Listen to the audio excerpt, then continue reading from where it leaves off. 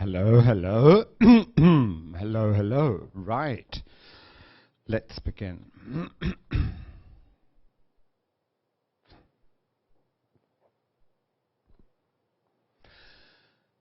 Hello, everyone. I'm here today to introduce to you my new IELTS writing course, which is based on my new book here. This writing course, the aim of this writing course is to help you to get a score at 7 or above. Okay, so it's very important that you try to take this course if you want to get a high score. Okay, so I just want to introduce the course to you, and I want to start by introducing myself. Okay, my name is Quentin, and I'm from the UK. Okay, I am not American, I am British. Okay, let me tell you a bit about my background. My major, I graduated with a humanities with literature. Okay, humanities means things like art, history, music, philosophy, and literature. So that was my major. And I got my certificate in TEFL. Do you know TEFL? TEFL means Teaching English as a Foreign Language to Adults. Okay, let me do that again. Teaching English as a Foreign Language to Adults. So I got my certificate in 1990, and I got my high-level diploma in teaching English in 1994. So you can see I've been teaching English for more than 30 years, a very long time. I arrived in Taiwan in 1998, so I've been in Taiwan for 24 years. Also a very long time. I studied Chinese when I first came to Taiwan. I studied Chinese at Danjiang Daxue. And I formerly, before I worked here, I worked for the British Council. Maybe you know the British Council. I worked there for a while. Okay, and my hobbies and interests and my languages, I can speak French and German and Chinese. And my hobbies and interests are playing the piano, swimming, reading, and studying Chinese. So that's a little bit about me. Okay, now I'd like to tell you a little bit more about the writing course. Okay, now in the IELTS writing course you have two tasks, task 1 and task 2.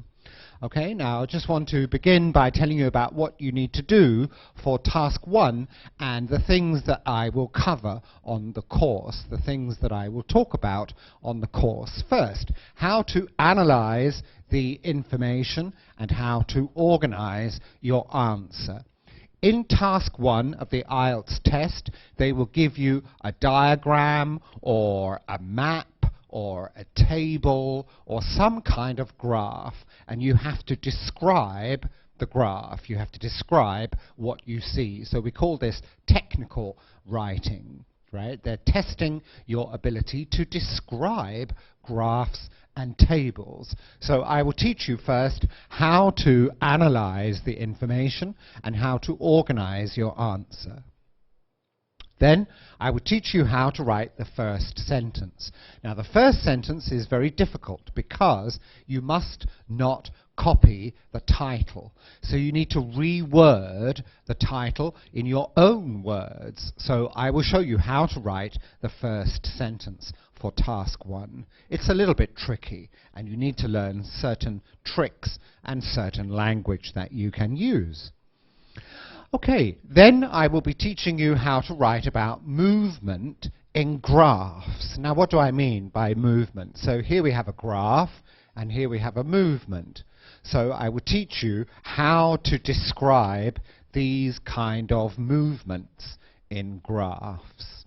Then we will also learn how to write about comparison, how to compare two different things. So let's say, for example, you have a table like this, and you need to compare these two things. You'll need to use the language of comparison to do this. So I will teach you the language of comparison. Then I would also teach you how to write about diagrams and maps. You might get a diagram that you need to describe, or you might get a map. And this Also, you need special language, special grammar, and special vocabulary for this, so I will teach you this. And then finally, we're also going to learn how to write about processes. One of the things you might have to do in task 1 is to write about a process. They will give you a diagram of a process, and you will need to describe the process. And again, you need special language for this, special grammar, and special vocabulary for writing about processes.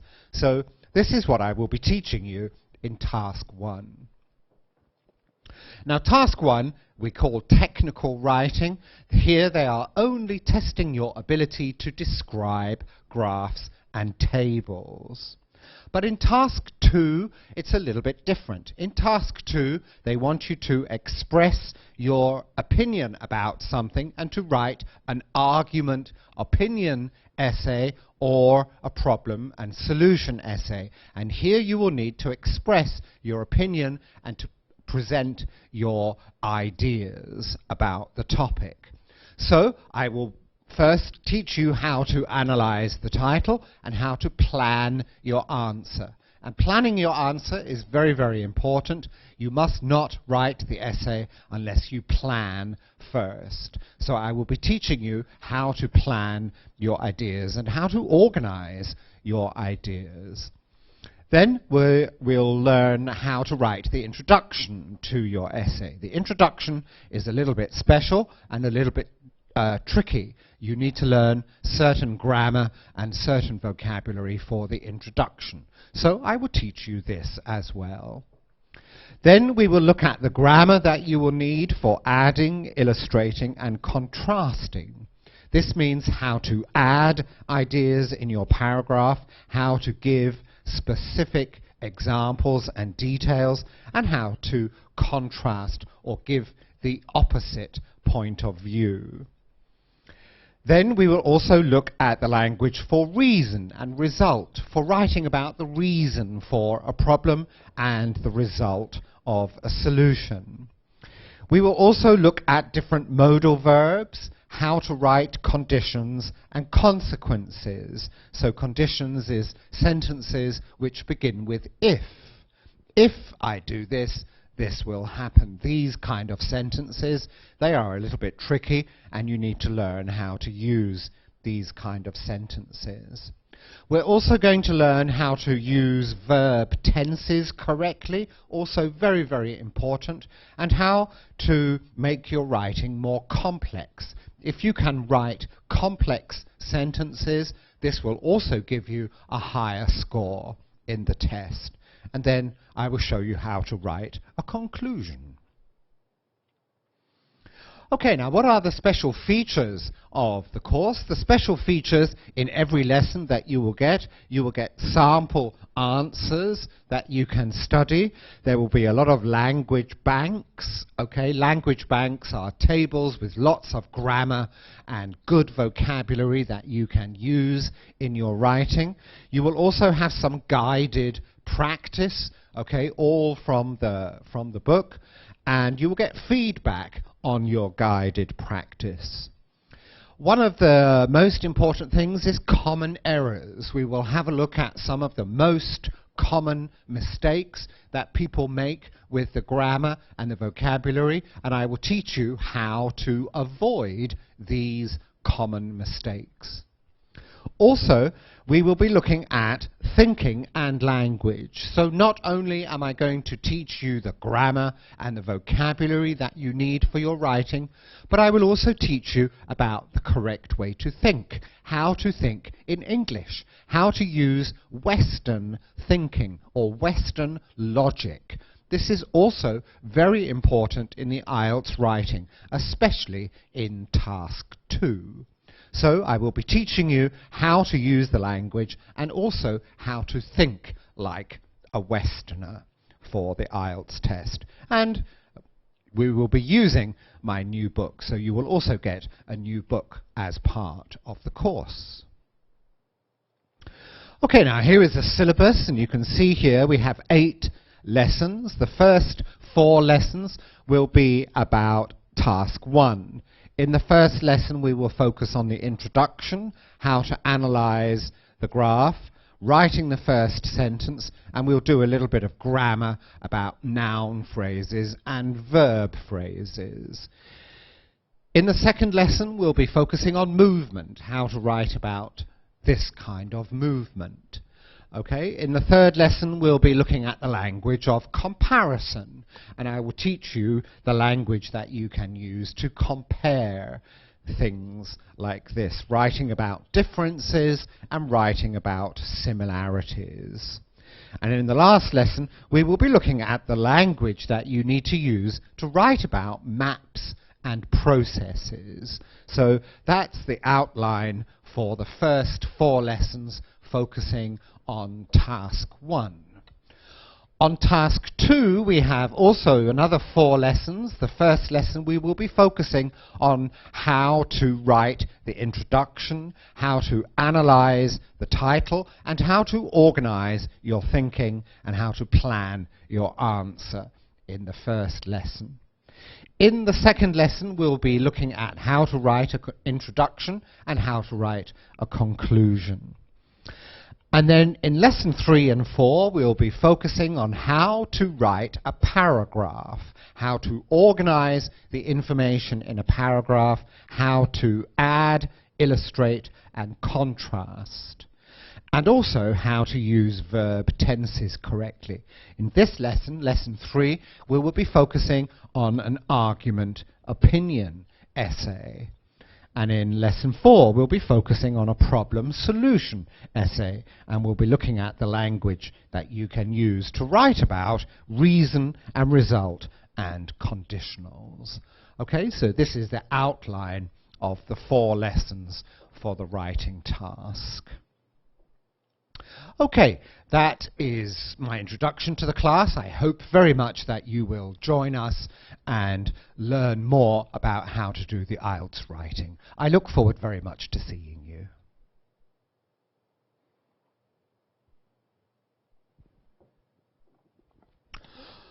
All right then, hello everybody. Hello, it's very nice to see you, and welcome to the first lesson of our IELTS writing course. Let me begin by telling you what we are going to do in this lesson. In this lesson, we're going to focus on task 1. In the IELTS writing test, you may remember you have 2 tasks, task 1 and task 2. And in this lesson and the next 3 lessons, we're going to be focusing on task 1.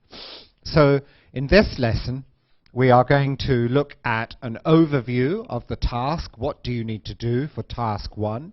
I'm going to teach you how I'm going to teach you how to analyze the information that you will see. I'm going to teach you how to plan your answer to task 1, and then we're going to focus on how to write the first sentence. Okay, so that's our program for this class. So let's begin by looking at an overview of task 1, and I want to show you an example of what you need to do for task 1. So here is an example of the task that you will have in task 1. Now this task in task 1 has 3 elements. The first element is a description. And the description will be of the graph, right? So the description will give you what the graph is about. For example, this graph shows the demand for energy and the amount of energy generated in Slovenia, measured in terawatt hours from January to December in any one year. Okay, so you will have a description first like this. Then you will have an instruction. Summarize the information by selecting and reporting the main features and make comparisons where relevant. Okay, so you'll have the description, then you'll have the instruction, and then you will have a visual. Okay, so in task 1, you will have these 3 elements. Okay, now let me give you an overview of what you need to do for task 1. First, you will need to write 150 words. Okay, and you need to describe a graph or a table or a diagram or a picture of some kind, and you need to spend 15 to 20 minutes on this task. This task we call technical writing. Technical writing means your ability to use language to describe a visual, using language to describe a graph or a bar chart like this. You must not express your opinion. They are not interested in your opinion for task 1. Okay, so the emphasis here is on using language accurately to describe a visual. The emphasis is on accuracy of description. So the examiner will want to see that your writing, your description of the table is accurate. That means accuracy of information and also accuracy of language. Now, the examiner will be using 4 criteria. The examiner will be looking for 4 things in your writing. First, task fulfillment. Do you complete the task? Do you write about the task correctly? Then they will be looking at organization. How do you organize the information? Then they will be looking at your vocabulary. What kind of vocabulary are you using? And finally, your sentence structure. So all of these things are very important, and you need to show the examiner that you can do these 4 things to a very high level. And if you can do these 4 things for task 1, you will get a high score. Okay? In task 1, you must not express your opinion unless they specifically ask you to. However, it is very unlikely in task 1 that they will ask you for your opinion. The emphasis is on technical writing and accuracy. Okay? You should only interpret the information if they ask you. Interpret means to talk about the meaning. What does the information mean? Okay? You should not talk about what the information means, but just simply describe what you see in the table. Okay? All right, now we're going to look at an example. We're going to study an example, and we're going to look at how to analyze the information. So here we have the same table. We have the description, and we have the instruction, and we have the visual. Okay, now if you look in your books at page 22 and 23, you will see the same table. Let's have a look here. Okay, and you can see there on page 22 you will see the description and the instruction, and on page 23 you will see the table. Okay, so what I want to do first is to teach you how to analyze the information. Okay, so this is what you need to do. First, look at the description. Okay, so you're looking at this part of the instruction here, the description, and you need to underline the key words, the keyword partnerships in the description. Start by looking for vocabulary. So if you look here, you'll see lots of vocabulary. For example, the demand for, and the amount of. Then we've got this verb generated.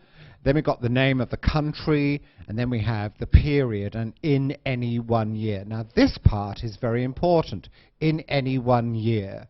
That means it is not specifically about finished time, and it is also specifically not about unfinished time. It's about no time. So this means that for this graph you will need to use present simple verb tense. I will talk a little bit more about tenses in a moment. Okay, so begin by underlining the keyword partnerships in the description. Then you should look at the visual. Okay, you should look at the picture, the visual, to establish 3 things. These three things are very important. First of all, the time span. Okay, now let's look at the time span. So the time span will be this line along the bottom here. Okay, and it says it starts in January and it finishes in September and in December, and it says in any 1 year. So you need to look at the time units very, very carefully to decide what kind of verb tense you are going to use. Okay, so you need to look at the time span. Then you need to look at the counting unit. And the counting unit is this line here. How are we counting these units? So we've got 250, and here we've got 500, and here we've got 750. So these units are 250 terawatts, terawatt hours. I don't know what a terawatt hour is. Probably you don't know either. But we don't need to know. We just need to use the vocabulary. So you need to check the time line along here. What's the time? And then you need to check the counting unit. Okay? And then finally you need to look at the key.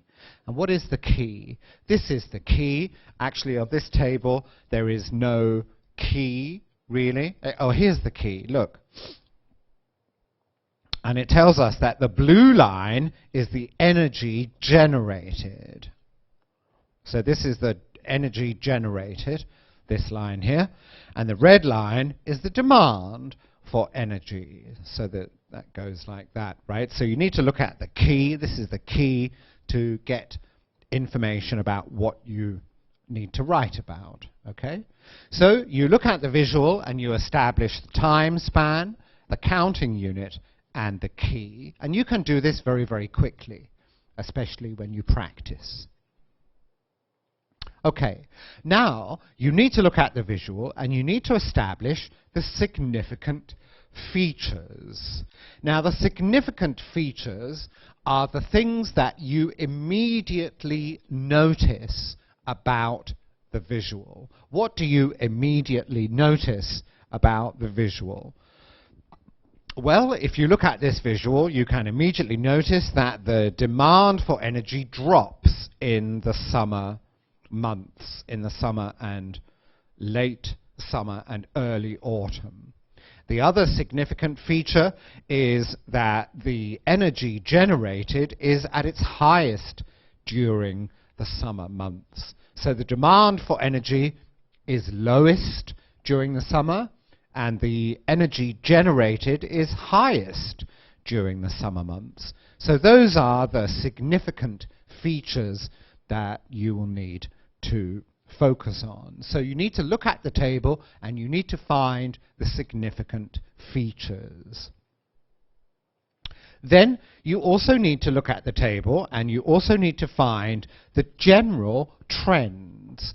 What are the general trends? Okay, so if we go back and look at our table here, what are the general trends? Well, the general trend is that there is a reduction in the demand for energy until the end of September, and then during the autumn and winter months it goes up again. This is the general trend. Now, for the energy generated, the general trend is that during the summer months the amount of energy generated doesn't change. Look, it's the same. It stays the same for about 4 months, and then suddenly in October it will dip.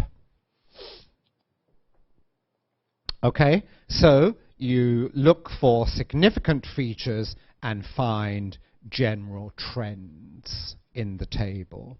Okay, now if there is more than one visual, you need to look for points of similarity or contrast between the two visuals. It is possible in task 1 that they will give you 2 pictures and they will ask you to compare and contrast the information in the 2 pictures. If you have this kind of task, then you still need to do this. You still need to look for the time span and the counting unit and the key. You still need to look for significant features and general trends. But if there are two graphs, then you need to look for points of similarity or contrast. What are the similarities and what are the differences between the two tables? And there are some examples that you will see later in the book. Okay, we're going to practice. So if you turn to page 34,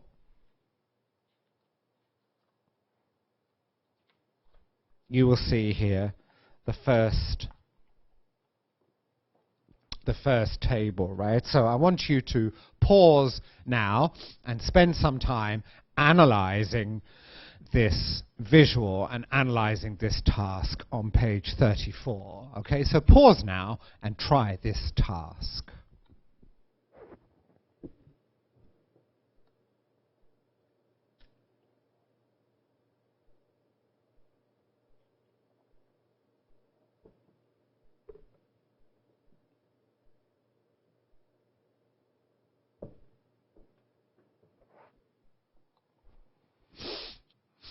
Okay, let's go through the answers. This is the answer to practice 2, okay, topic 1 on page 34. And I want to just go through and have a look at these with you. Okay, now this graph here we have the description.